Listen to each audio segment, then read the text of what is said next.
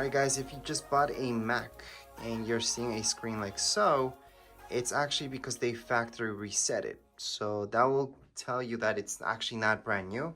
Somebody used it, maybe returned it, and that's why you would get this type of screen. If you bought it from the Apple Store, even if somebody returned it, you're not supposed to get this type of screen, by the way, once you turn it on for the first time.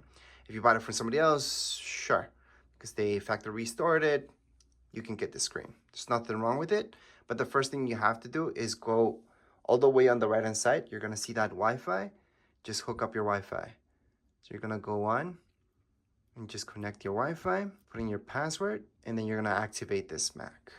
So this is normal to get, again, if somebody factory reset your Mac. And you would only see this if you didn't get your Mac, let's say from the Apple Store, maybe you got it from another store where maybe somebody returned it, and they don't really know how to properly get back to zero, which is fine. This is fine again.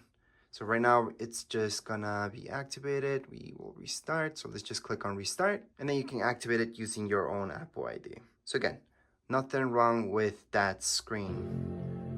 It should reactivate right now. We're gonna see the Apple logo, loading bar, and then you should see this. So just go on with the whole setup and you should be okay.